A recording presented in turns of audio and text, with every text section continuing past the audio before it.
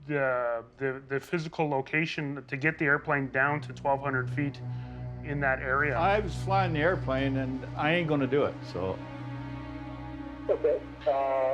What would you be able to do if you can't go down to 12.5? With the DC-3 loaded, it's just not gonna happen. Look, I know where I went, I know what I seen, and I know where I was. I have some knowledge of reading the map.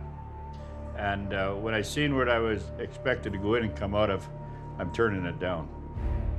So I'm just sorry about that. I don't want to argue about it all day. I just can't do it. Instead of trying to find a solution, my father come back angry. He says he's not doing it, blah, blah, blah. He's not listening. I'm sorry about that, but that's my decision. We got to work at it. We could still figure this out. So let me give you a call back. Yeah, certainly. Goodbye. Mike, if you were 20 miles either side of it, it's not going to work. And that whole area is not going to work for a DC-3 loaded on a summer day. It's just a bad choice of places. I mean... Oh, my God. You don't believe me, Mike? Well, no, I don't believe... I know where I was. I know what I seen. Well, how in the hell... I ain't going. How in the hell can they stay there for a week and pick the absolute worst spot? They've never flown a DC-3 in the mountains. So? You know? It's like a mining guy telling you can land on his creek bed. My father told the military on the phone, we're not doing it. And that's not the way we do things. We always find a solution. No, this is a notice of suspension for your flight. If you do nothing on that date, your license is suspended. Before that date, yeah. And they can't hold it over your head, like a gun to your head saying, oh, your 30 days is up. Government regulators want to shut down Joe's pride and joy, the daily passenger service known as the Sked. The Sked runs from Hay River to Yellowknife in the morning and returns in the evening. For the past 27 years, Buffalo Joe has flown a 1940s DC-3 there and back every day. It's the flagship of Buffalo Airways. We have today 2 windows exit on the right. Federal regulations dictate that Buffalo has a qualified flight attendant manager on staff to supervise and train flight attendants for the Sked. But they've been operating without that manager for nearly a month. He said because we fired our flight attendant manager in January on very short notice that we're author of our own problem. Joe's taking the notice of suspension personally. I'm not going to forget it, and I'm not going to let them get away with it. So they better fire a really, really good bullet, because if they miss, I'll turn that bullet around, fire it right back at them. His first move is to find someone at Buffalo who can train fast to be the new flight attendant manager and pass the qualifying exam. Hey, Dan? Can I see you for a minute? Weighing the odds, Joe chooses co-pilot Dan Catoni. Dan used to be a high school teacher. You know how to write an exam because you made lots, right? Yeah, because I read it's open book, right? Yeah. I think we printed up 2,000 pages. Of course, there's no way to learn all this stuff. So what I've been doing is tagging and flagging everything so I can quickly look up the required information. If I don't pass this exam, then the scheduled passenger service between Hay River and Yellowknife will be put on hold. So there's lots of pressure on this. The future of Buffalo's flagship passenger run is resting on Dan's shoulders.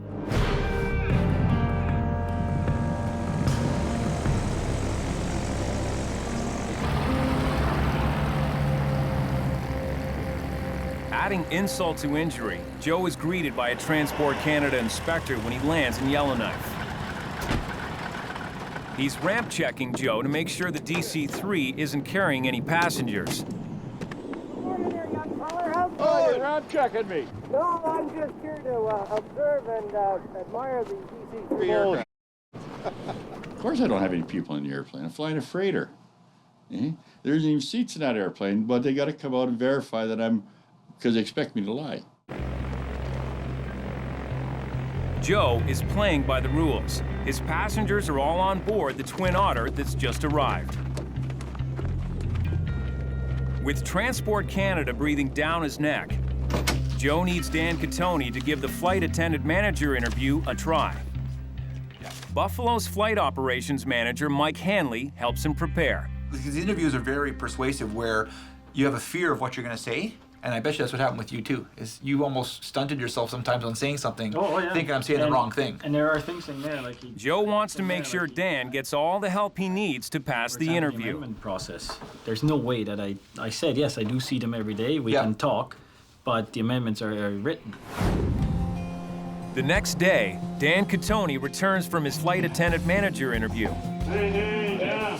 How's it going? Well, congratulations. Thanks. Nice, everything? About time, eh? Oh, yeah, so this is a brand new day now, eh? Yeah. Dan passed with flying colors. Which means everything goes back to normal instantly. The Sked is back in business. What's it feel like having your Sked back? Well, good. It feels good. It's like finding your pants after a long night. Okay. Behind closed doors, an audit team from Transport Canada is digging through flight records.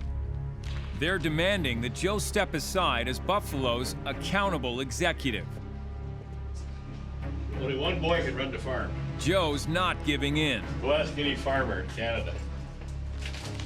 You gotta follow by the rules. You gotta conform. And conformity is a word my father didn't learn in school. He learned to get it done. You are f***ing it right now by not cooperating. We don't have a lot of options. No, we have one option, is Rod takes over as the accountable executive. And that's it. With airlines, you have a president and you have an accountable executive. And if anything happens that is against regulations, the accountable executive is held responsible. And Transport Canada really never has to talk to the president. Look at it this way, from a business point of view, forget transport, forget Rod, forget anything. We don't have enough money every month coming in to cover our expenses. You want to shut down with $5 million in the hole, or do you want to shut down with $6 million in the hole? Set everybody home. Everybody here home. Everybody. Yeah, I have to. We're done. What's the big deal about being done? But you're not giving it a chance. What do I owe? You owe them to give everybody a fighting chance. Mike, it can't go on forever. No, it won't. You are pushing it to the very end.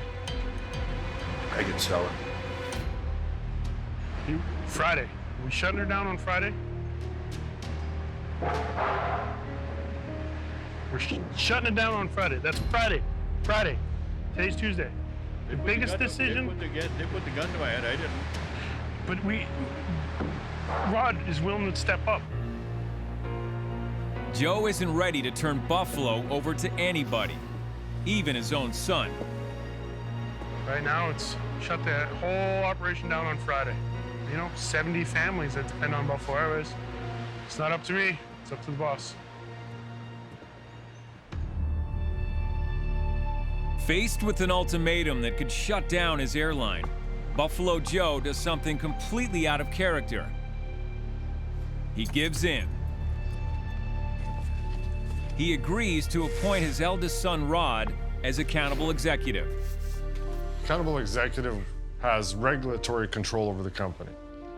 Now, essentially, he allowed someone else to take it, and that would be me. I volunteered to step back. He volunteered to step ahead. It's better to pass the torch on because rules and regulations are changing, and Rod was more in tune with them. Transport's forced us to do that. Is it the right decision? Well, yes, because it has to be done to keep Buffalo Airways going. Is it going to be smooth? No. We're always just trying to focus on safe operations as we see it.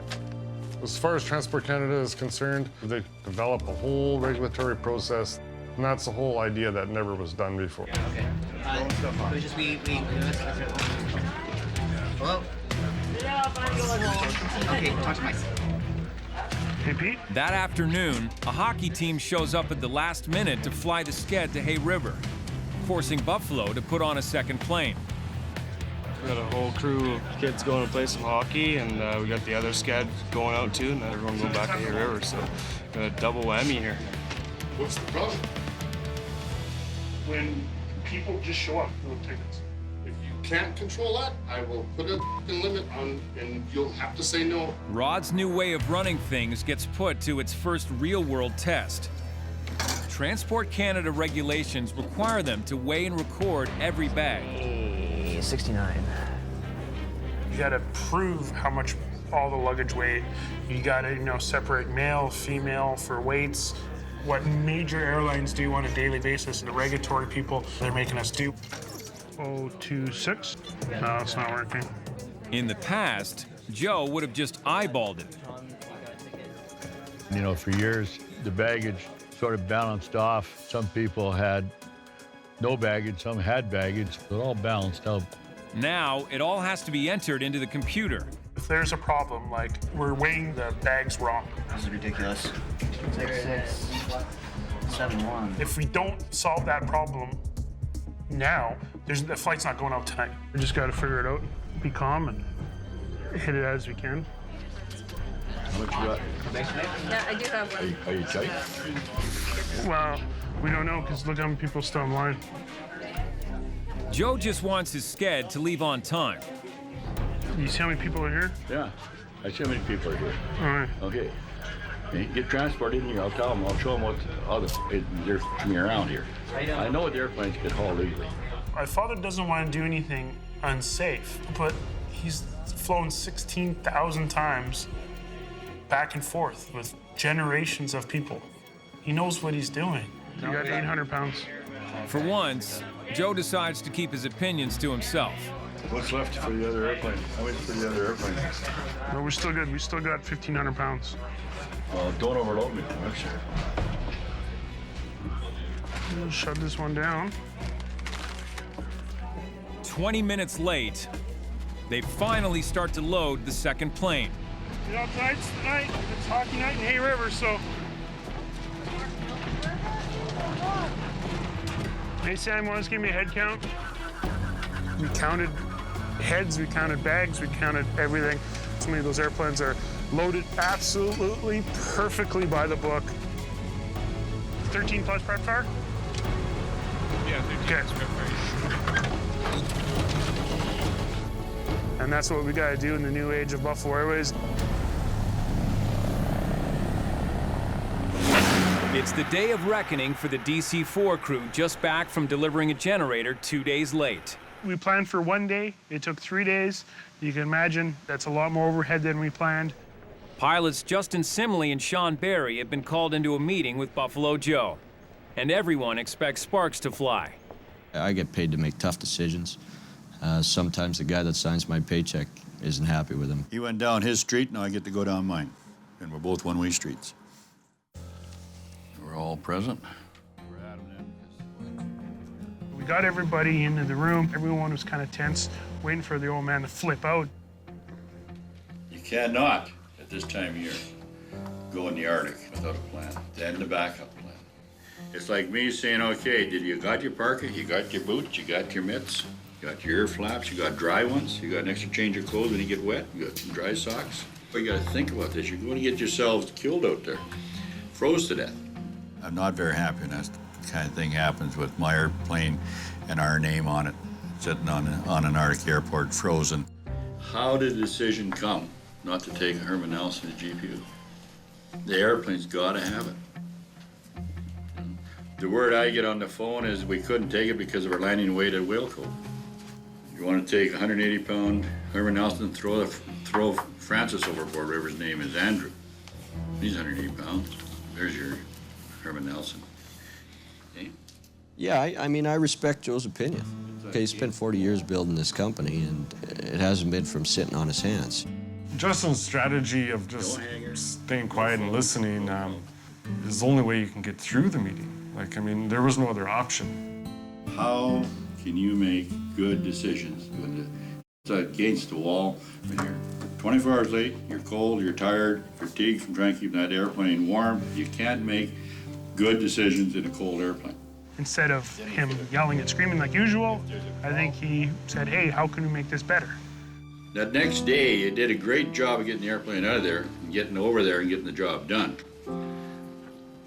But it's not under the conditions you should be flying under, right? I relied on them to do it. I didn't personally go out and walk on board the airplane and count the ABCs to see if they had everything. But ultimately, I'm responsible.